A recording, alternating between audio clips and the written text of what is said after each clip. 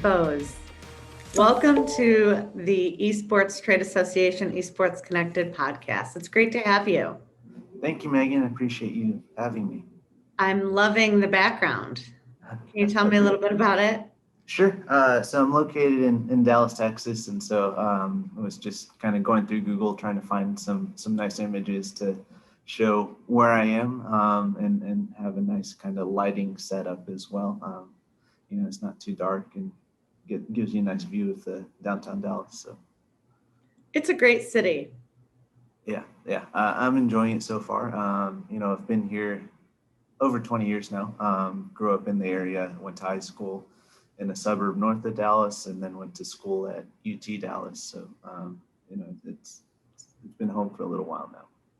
For sure. And that's when you got into esports. You were at an event in Dallas, is that right? That's right. I went to a Dallas Startup Week event. It was hosted by Infinite Esports up in Frisco, Texas. I believe it was back in 2018. That was my first kind of exposure to esports as an industry. They had, kind of a networking and educational panel that featured several prominent speakers. And it was very eye-opening, when they started talking about just kind of the number of people watching esports and participating and things like that. And, my background is business valuation. And at the time I was working for a firm that specialized in traditional sports valuations. And so I thought it would be a good opportunity to kind of expand both my capabilities as well as the firm's capabilities, and see if we could get into esports as well. Being in Dallas too, it's a bit of an esports hub. There's several very large, prominent esports related entities here in the area. And so, hoping to kind of develop those relationships and get to know esports a bit better through them. Yeah, well, I mean, I know that you've made your way through you've just been a wonderful member of the Esports Trade Association. You've joined us as a speaker. You've been very generous. You serve on, I believe, the membership community or committee and provide evaluations for our members. Tell me a little bit about evaluations. I mean, I know they're very broad in range. I know that I know that you've worked for a firm that did some evaluations even for the Shark Tank businesses. Mm-hmm. So that's really cool. And I would imagine the range of getting your business evaluated is very vast. So tell us. Yeah, like you said, it's very broad. There's so many different reasons you would need a business valuation, right? It could be anywhere from you just want to get an idea of where your business is at a certain point in time. Maybe there's some sort of shareholder event. Someone wants to exit the company, something like that. It could be as serious as, divorce or litigation, and things like that as well. There are, I guess, a wide range of services that can be provided, right? Evaluation for, just to get an idea of kind of how your business is running, where you are, is a lot less time intensive and a lot less complicated than one, for example, for a litigation where, multiple sets of lawyers looking at documents and just you have to cross every T and dot every I and just make sure everything's up to par. The time, I guess, kind of also varies, based on the type of valuation you need. Some of them can be knocked out in a couple of weeks, and I've worked on projects that took upwards of 8 months. It just kind of depends. So when is a good time to get your business evaluated? Yeah, so I think that's, it's obviously up to the business owners themselves, but, my recommendation would be if you're looking to, for investors and kind of want to set a good price point, right? You don't want to undervalue yourself, but you also, don't want to throw out some numbers that are just way too high that people are going to laugh at and, without even really taking you seriously. So I think that's one point. Another is, if you're kind of reorganizing a company and want to give some equity compensation to some employees, right? In order to figure out how much those shares are worth, you're going to need a valuation. And so that's another kind of scenario I could see my services being used. Yeah, there's other, if you're just kind of curious as to how your business is operating right now, right? 2020 was obviously a weird year for everyone. And so, how did 2020 compare to 2019, 18, 17? And, where are some areas that maybe you learned something, you improved, and can kind of move forward and take that with you into 2021 and continue to get better as a business. What are investors looking for when they're looking at your evaluation? Yeah, so I think the biggest thing for investors, right, risk and growth are the two primary components in really any investment. And so risk meaning, how am I going to make my money back? Is it a very stable company where, the income's pretty predictable and, I know what this company is going to do for the next 5-10 years, or, is it we need a couple things to hit and then, this company is going to take off and do really well. So risk, and then growth is, just how much potential does this company have, right? What's your target market?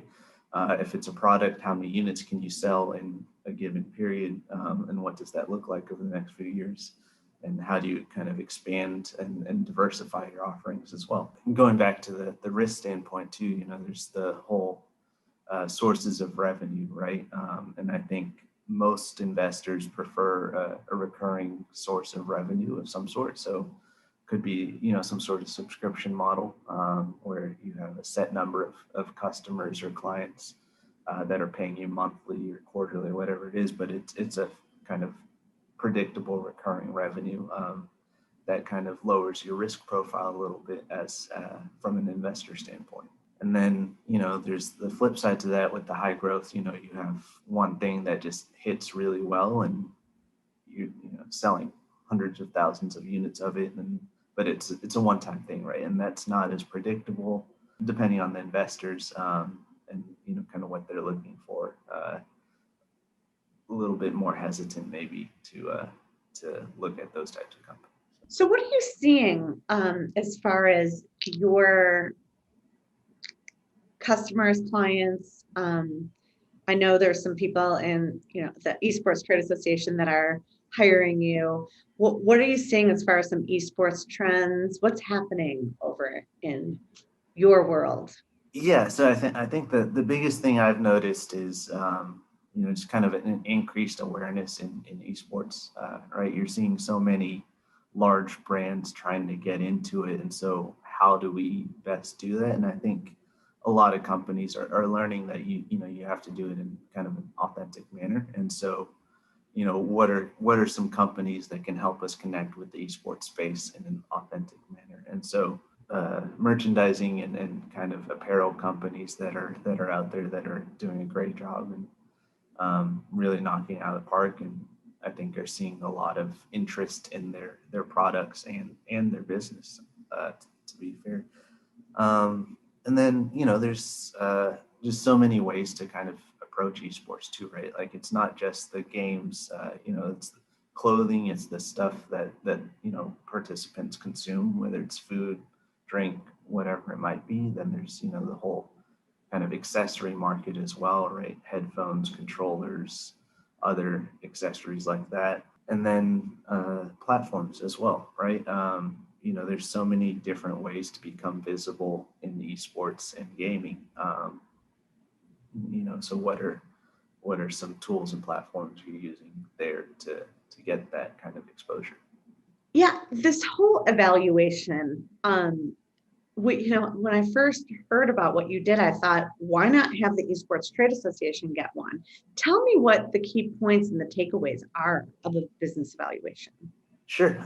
Yeah. So I think it's just really getting to understand a business from the inside out.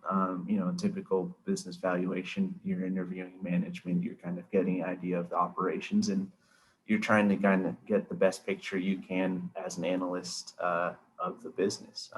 And obviously you're not working for that company, or you haven't been an employee of the company, but you're really trying to get kind of that inside look and provide a nice perspective and kind of idea of what the business does and how it operates. And so you have to have a real understanding of, each specific company that you work with. And, the process starts with kind of information gathering. There's the basic financial statements that you're looking at just to get a picture financially of where the company is. And then it's also understanding kind of from an operation and qualitative standpoint, what sets this specific company apart from its peers? Where is it the same? How can it improve, or what does it do better than its peers? And then, depending on kind of the services requested, it could end with a written report, kind of documenting, here's where you are from a financial standpoint, here's where you are from a kind of company standpoint, both within your industry as well as kind of the broader market overall. And then, here's a value or a range of numbers that are a best estimate of kind of your financial results. I see on Shark Tank, the sharks sometimes just rolling over in their seat about evaluations. What's going on with that? Yeah, so I think, when you're an owner of a company, you obviously you spend a lot of time and effort in building that company. And so sometimes I think you're a little bit maybe optimistic. And so the figures that get kind of thrown out, I think, are very emotionally tied. And so having a valuation from kind of an independent third party that would have a more objective look can be really helpful, right? Because, if I started a business, I'd be over the moon about it, and I'd be really excited about it. And, I might value myself too highly. And so, asking for, $100,000 for a 1% stake, and that's probably not realistic based on, kind of how my business has been running and things like that. So I think evaluation can be really helpful in getting kind of an objective third party independent look at, your business, an outside look. So do you watch Shark Tank?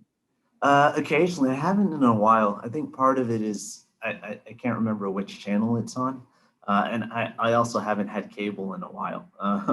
Sure. So I'm not entirely sure. I haven't watched Shark Tank in a little while.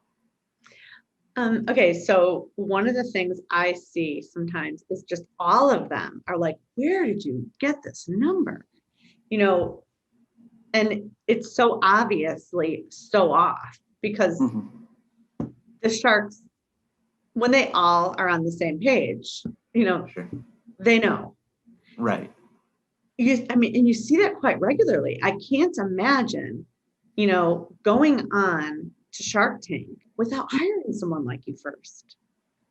Yeah, I think it's a fair point. Obviously, you really want to have a good idea of where your business is and how you're operating. And I brought it up before, but I think it's just extreme optimism, right? You're too in the weeds to kind of have an objective look and kind of a higher level look than is probably necessary. If you're going on Shark Tank, they don't have any relationship with the company or that person, and so it's just from a dollars and cents standpoint. Does this make sense for me as a shark? That's all they care about, is how am I going to make my money if I do invest in this company. And so Right. If you can't show them a path to profitability, or hopefully maybe you're already profitable, but how do you increase those profits? How are you generating additional revenue and things like that? It's not going to, I guess, be a pleasant interaction with the sharks. So we're emulating a little bit of a Shark Tank experience here over at the Esports Trade Association for our conference in March. And we have the opportunity for our members to pitch.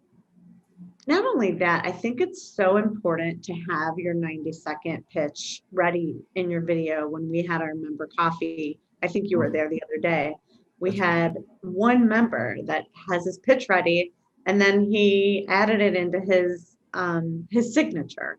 What do you think about that? Yeah, I think it's great. I think it's really helpful to be prepared, and we're in such a virtual environment now anyway. A video pitch is probably going to be the first time someone gets introduced to your company, and so if you're able to explain your company well and what you do and how you do it, I think that's great. And not only that, in kind of putting together your video pitch, I think it really provides an opportunity to companies to kind of internally analyze themselves and figure out, what are our best attributes, right? And, maybe where can we improve? And I think it's a helpful kind of exercise in that sense too, to kind of get an idea and figure out as a business where you are. Yeah, so this should be very exciting. I believe it's March 23rd.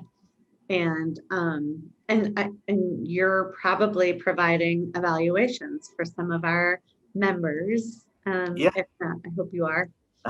I'd be happy to. I'm on the verge of, I guess, accepting a new role for my full-time work. I guess details to be announced shortly. Well, this has been very interesting. Thank you, Rohan. What do you Sure. think is coming in 2021? What are you seeing? Yeah, I think, a lot of very interesting things, both from an industry standpoint as well as just kind of from a personal and professional standpoint. Esports industry, I think, during 2020 got a good amount of increased exposure and interest in the industry. And so I think there's been some lessons learned from the last year that I think are going to be implemented in 2021. And, hopefully kind of in the second half of the year, we can start having those in-person events again. And you start to see kind of a rebound in kind of esports as a kind of community and just an event-based industry. From a professional standpoint, I'm about to begin as an associate at Technos Associates. They're involved in valuation and consulting for esports technology and cryptocurrency. And so I think it's a very interesting firm. I'm excited to get started and hopefully can help the esports industry and continue to kind of do my financial consulting and help the industry that way. And then in addition to that, there's a startup company I've been doing some work with as well called NutriGamer, hoping to launch in April, and I think has a very exciting and interesting product. I'm really excited about kind of where NutriGamer can go. It's a powdered drink mix that's a healthy alternative to your traditional energy drinks that you see cans of everywhere. Lower caffeine content, sugar-free, organic ingredients, and so I think a much better alternative to some of the things that are on the market right now, being led by some really accomplished and exciting people. And so I think a company that has a lot of potential. So yeah, I think 2021 is going to be an exciting time, and there's going to be some fun stuff happening. Yes, you have really made an impact and a contribution to so many of our members. We're so grateful for you. You've given so much good advice, and it's just awesome to have a business evaluator, right here, right now, in an economy like this where investors want to get in our space and they want to get in authentically, they want to get in with great people, and our members need evaluations. We want them ready, for success when the phone rings. Yeah, I agree. And that's I think probably the best thing anyone can do is just be prepared, right? You don't know when that next opportunity will happen or where it'll come from. But the better prepared someone can be, just the better it's going to work out for them.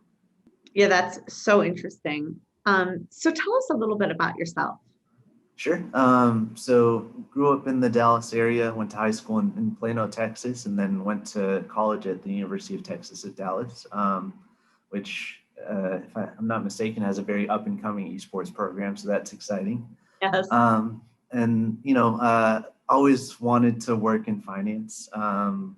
interned at a local hedge fund and in kind of equity research, and learned a lot, but also learned that that world wasn't really for me. And then, started exploring other kind of avenues to get into finance. Came across business valuation. There was a posting on UTD's career website. It looked really interesting.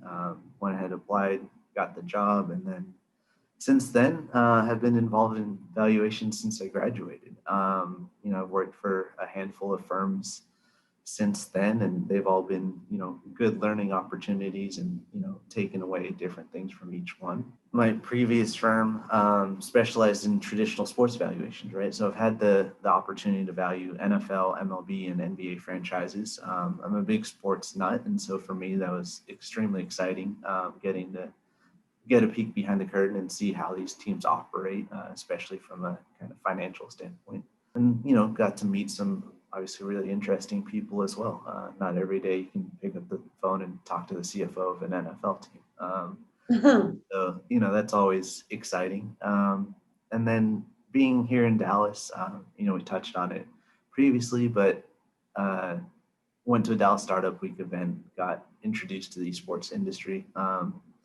I've been a gamer, since I was little. I think started with an N64 when I was 6, 7 years old.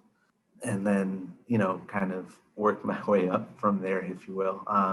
So been gaming, a good chunk of my life, and I've always really enjoyed that aspect of it. And then getting exposed to, just how big the industry is and kind of where esports fits in within kind of that gaming ecosystem was really, really neat. So what do you do when you're not evaluating? I mean, I appreciate and I hear the passion, and that, that really comes through. And Sure. Yeah. obviously it's sports and it's gaming, but tell me a little bit more.